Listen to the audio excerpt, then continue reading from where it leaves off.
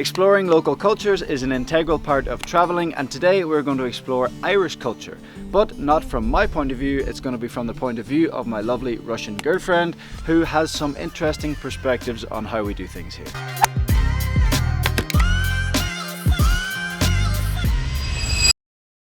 Mark and I had been together for 2 years before I came to Ireland for the first time.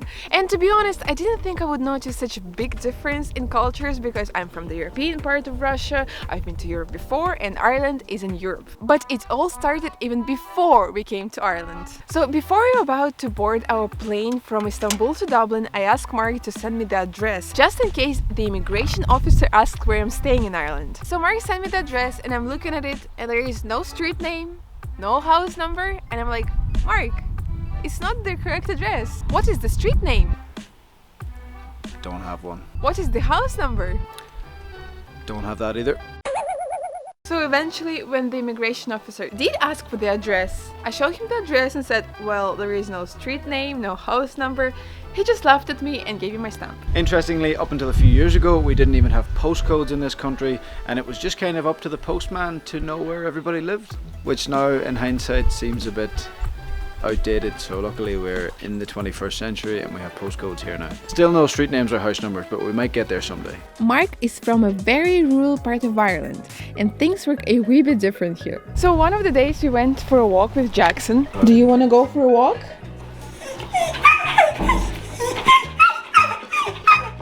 Mark was saying hi to literally every car passing by, and I'm like, you know so many people, you have so many neighbors, you know all of them? And he said, I actually don't know any of them. So if you're in Irish countryside, you should expect to say hi to everyone. And now when I go for a run, I also have to say hi to everyone. And then when driving, you just give a wee wave to everybody like this. But if it's a person walking, he will say, hey, how is it going? And you'll also say, hey, how are you? Bad day, don't get into it with a stranger, just say good. Like, even if you've fallen off a roof or something 10 minutes before, just say good, good, grand, how are you? So even though you can see sheep literally everywhere in Ireland, something that really surprised me, I haven't seen a lot of lamb on the menus. Just sometimes it can be special roast of the day, but very rarely. Usually it's chicken, ham, turkey, beef, but no lamb.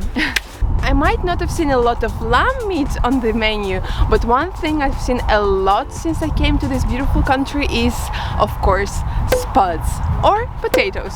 I knew that Irish people really like potatoes, but what I didn't expect that they know so many ways to cook them and that you can have a lot of different types on one plate as well.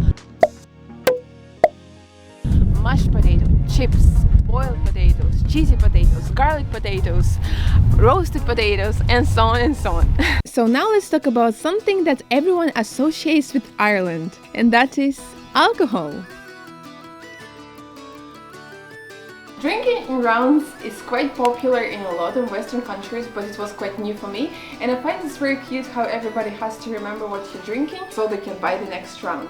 The only problem for me is that sometimes it's really hard, even though I'm Russian, yes, it's hard to keep up with Irish people, and a few times I was ending up with 2 pints sitting in front of me at the beginning of a round, and sometimes they would also buy some shots and stuff like that. I would say a kind of a bit of a fault about Irish culture is that you've only got 3 excuses if you're in a bar and you're not drinking.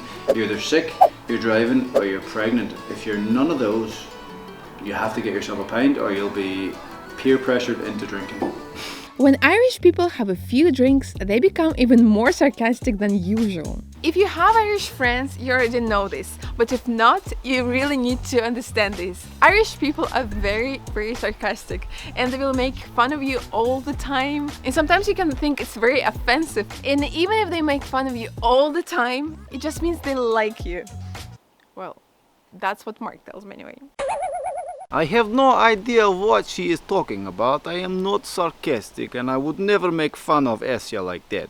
And because Irish people are so naturally sarcastic, it was hard at the beginning for me to know if this is actually the way they spell their names or if they were just taking the piss as usual. It turns out they weren't being sarcastic for once, and that's how they spell their names. For example, I asked Mark, so Neve, is it like N-E-V-E? And my reply was no, that it's actually N-I-A-M-H. Some of other names we have here are Siobhan, Saoirse, Dahi, Tag, and my personal favourite, the Irish name Maeve, which is spelled Meadhbh, and the word is Maeve. So Irish names are actually derived from our old Gaelic ancestry, and that leads us on quite nicely to our national sport, which I'm on the way to training for right now, and that is Gaelic football. But before that, Asya is going to tell you what she thinks of these rural country roads that we drive to training on. Well, it sounds ridiculous, but 2 cars can pass on these kind of roads. Well, not if I'm driving anyway. Gaelic football is played when 2 teams of 15 players each line up against each other on a GAA pitch. You can only kick the ball and fist pass the ball, you are not permitted to throw it. If your team managed to kick the ball into the net, you get 3 points, and if your team managed to fist or kick the ball over the bar, you get 1 point. It is quite a physical game, but when tackling, a valid attempt must be made to play the ball.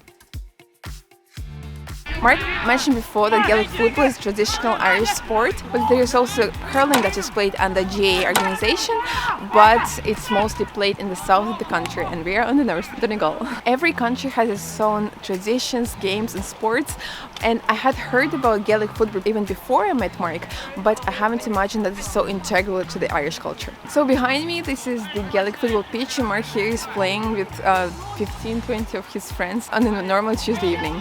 They train to play matches every weekend around different communities around the county. The communities here are really built around GAA football clubs. People who grow up here and they are best friends are the ones they were playing football together. Another interesting thing about Irish culture is their insistence to use as much slang as humanly possible. So when we first met, Mark did teach me some Irish slang words. For example, crack, aye, we, grand, and I did hear his friends using them a lot as well when we were back in China. But then when we arrived here, I was so surprised that all the people of different ages use these words. Because in my country, slang words are kind of young generation words, but yeah, here you will hear it from all the generations. So the most common slang words we use up here in Donegal would be I, which is like a different word for yes, we, which is like a different word for small, but we kind of use it to make things like cute. Oh, can you just put in your wee card, like, oh, do you want to have a wee look, like, just to make it cute. The fact that people here use the word we to describe things that aren't even actually that small! Crack is a complicated one, but basically it means fun, like any crack, any fun.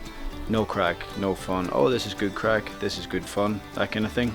That's complex though, but we'll not get into that now.